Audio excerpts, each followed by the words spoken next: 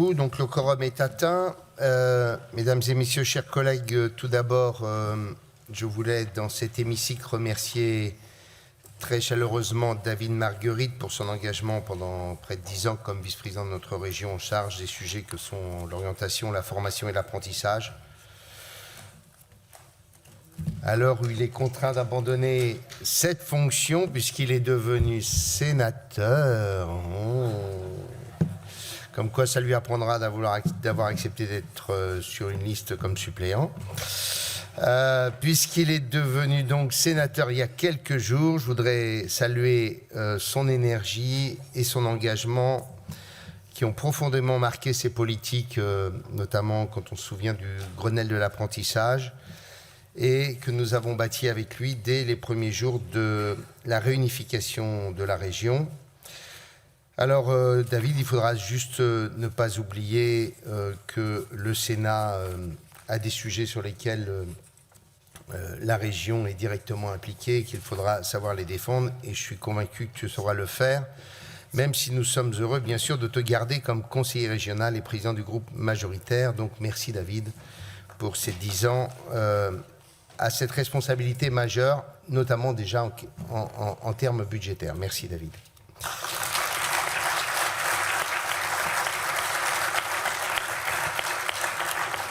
Alors, nous procéderons dans quelques instants au remplacement de sa vice-présidence et je suis convaincu que Jonas Haddad, qui sera notre candidat, aura à cœur de porter avec la même détermination et la même disponibilité ces politiques si importantes.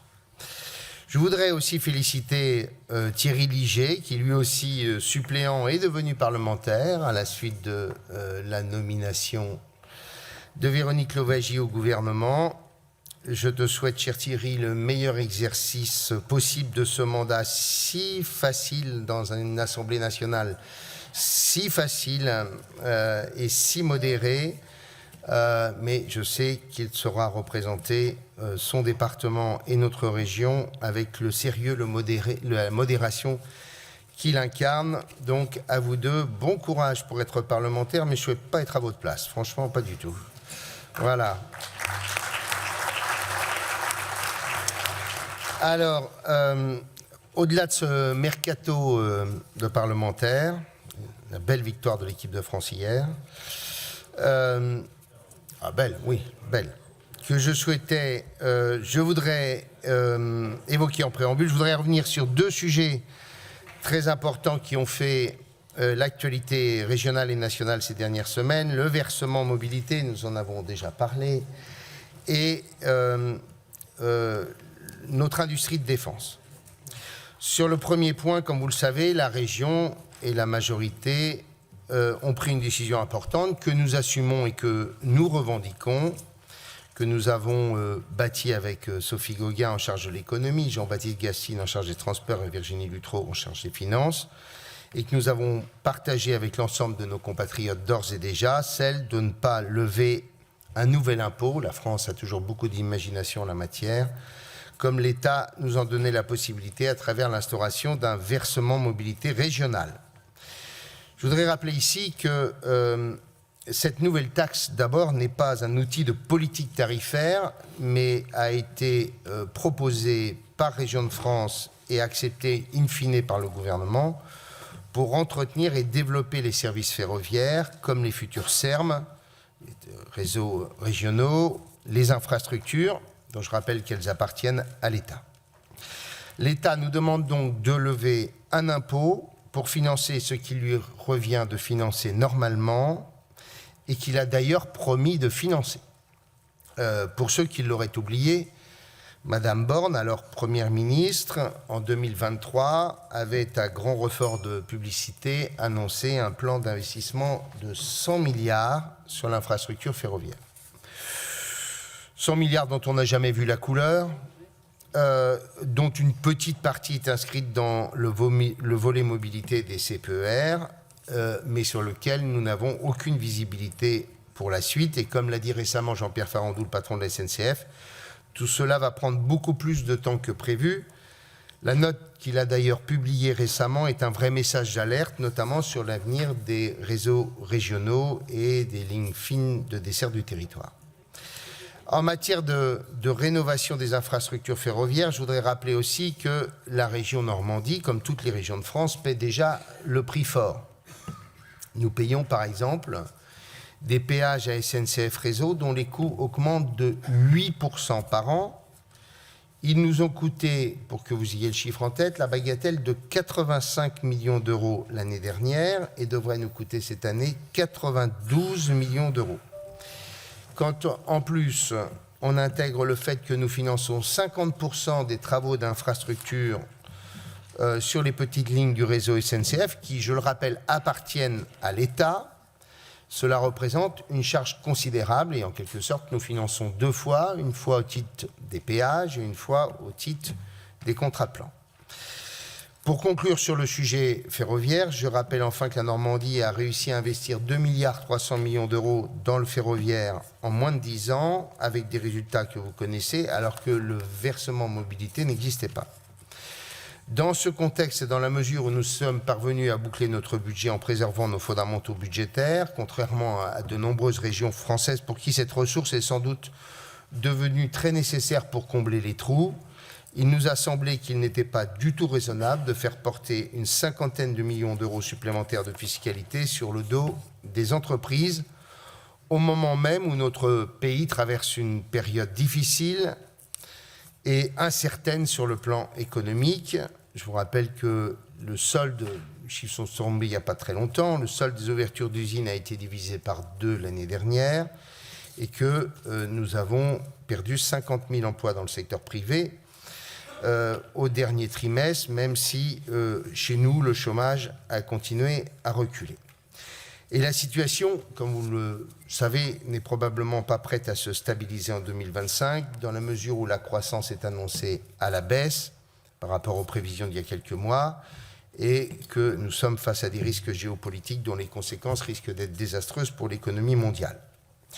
Bref, notre économie est déjà, et notamment notre outil productif est déjà très largement ponctionné, pour financer un système dont la gouvernance publique est souvent bien impuissante et très souvent bureaucratique. Et malheureusement, la politique de l'offre, qui a été, reconnaissons-le, un élément favorable pour notre économie depuis 2017, a été abandonnée. Je rappelle le report à une échéance lointaine de la suppression de la CVAE, une contribution complémentaire en 2025 à cette cotisation et l'abandon pour le moment de la baisse des impôts de production dont on sait à quel point c'est une pierre majeure pour restaurer la compétitivité industrielle de la France. Dans ce contexte, nous avons la chance de disposer d'un espace exceptionnel qui nous permet, je le répète souvent, d'être optimistes sur le moyen terme. Nous avons d'abord la chance d'avoir une énergie décarbonée massive, abondante, produite à proximité et qui nous permet d'avoir un PIB industriel extrêmement important. Que nous avons aussi une logistique puissante s'appuyant sur un système portuaire efficace qui, comme vous le savez, connaît des investissements et un développement gigantesque. Je rappelle le milliard d'euros d'investis par MSC, les 450 millions d'euros investis par CMA, et l'inauguration, il y a quelques jours, du lancement de la chatière, de cette digue qui va enfin voir le jour entre le grand port maritime et la Seine, permettant d'augmenter de façon considérable, on pense aux alentours de 50%, le transport fluvial. Ce qui nous impose pour nous aussi, comme nous le faisons, de développer un système de formation et d'enseignement supérieur plus important qu'il n'existait dans notre région. Il aurait été donc absolument incohérent de freiner cette équation économique favorable pour notre région en augmentant une taxe à laquelle, je le rappelle, notre tissu économique contribue déjà fortement, puisque si je prends l'addition simplement des 3 grandes villes de Caen, Rouen et Le Havre, c'est déjà plus de 250 millions d'euros que les entreprises versent au titre du versement mobilité décidé par les agglomérations. Par ailleurs, j'ajoute qu'au-delà même des seules entreprises, on finit par l'oublier, cette taxe s'applique à tous les employeurs publics et privés de 11 salariés et plus, et donc également aux associations, aux collectivités locales et à tous les établissements publics. Sur un établissement de santé significatif, nous estimons que le prélèvement porterait sur à peu près 1 million d'euros supplémentaires par an, ce qui, reconnaissons-le, serait un cadeau magistral pour les établissements hospitaliers qui, comme vous le savez, pour un certain nombre d'entre eux, ne sont même pas capables de payer leurs cotisations sociales. J'en profite également pour dire un mot, c'est mon deuxième sujet, sur l'industrie de défense en Normandie. Comme vous le savez, le chef de l'État a annoncé que l'effort de la nation pour assumer sa défense serait massivement augmenté, puisqu'il a parlé d'un budget de 100 milliards d'euros. 100 milliards d'euros qui ne veut rien dire, puisque quand on pose la question à ceux qui sont dans les états-majors, ils vous expliquent qu'il n'y a eu aucune revue stratégique, qu'elle vient juste de commencer, et que donc les 100 milliards d'euros, c'est juste a priori un effet d'annonce qui est le doublement de ce qui existe aujourd'hui, c'est-à-dire 50 milliards d'euros, mais peu importe. On nous annonce que nous allons augmenter notre budget, et on parle même d'économie de guerre, ce qui est d'ailleurs un mot impropre, puisque pour parler d'économie de guerre, cela voudrait dire que toute l'économie, même civile, serait tendue vers l'effort de guerre et que, même si nous sommes menacés par les Russes, nous ne sommes pas en guerre, Dieu merci. Les marges de production sont importantes, mais pour cela, il nous faut soutenir, mieux que nous ne le faisons aujourd'hui, les sous-traitants. On évoque toujours les grands donneurs d'ordre, mais en réalité, la capacité de production en matière de défense et de matériel militaire, elle est directement liée à la capacité des sous-traitants de rang 2 et de rang 3 qui constituent l'essentiel de l'outil industriel dans notre région. Nous avons donc, avec l'Agence de développement, procédé à une réunion la semaine dernière avec une cinquantaine des chefs d'entreprise de ce secteur dans notre région. Et ce qui est clair, c'est que leur première exigence est celle d'un besoin de visibilité, c'est-à-dire de faire en sorte qu'il y ait réellement des commandes. Parce que quand vous posez la question aux industries de défense, depuis 2022, il n'y a eu en réalité aucune commande supplémentaire ou presque. Et donc, si vous voulez augmenter l'appareil de production, il faut qu'il y ait des commandes fermes et des commandes sur le long terme qui permettent aussi aux entreprises ensuite d'aller voir leur banque pour obtenir les crédits, les prêts dont elles ont besoin pour pouvoir financer des investissements productifs. Par ailleurs, il est clairement apparu que nos entreprises ont un besoin de fonds propres, ont besoin de CAPEX, et pour cela, nous allons vous proposer dans quelques semaines la constitution d'un fonds d'investissement qui permettra d'améliorer les fonds propres des entreprises de rang 2 et de rang 3, fonds d'investissement qui sera constitué de Normandie Participation et aussi des banques régionales. La directrice générale du Crédit Agricole a d'ores et déjà donné son accord. Nous consultons aussi le directeur général du Crédit Agricole de Caen et la Caisse d'épargne. Ce sont avec ces trois banques que nous avons l'intention de bâtir un fonds d'investissement d'une dizaine de millions d'euros permettant d'améliorer les fonds propres et à travers les fonds propres la capacité ensuite de lever de la dette. Voilà les deux sujets que je voulais aborder en introduction, mais je ne voulais pas finir sans me réjouir du formidable succès populaire qu'a été le lancement du millénaire de Caen.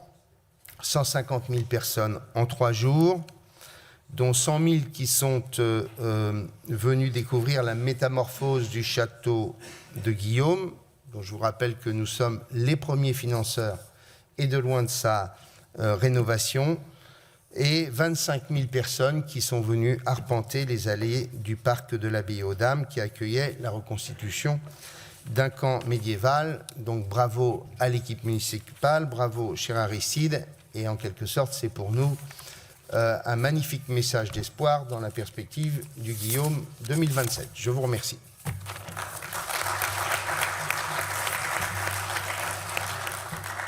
Monsieur l'orphelin.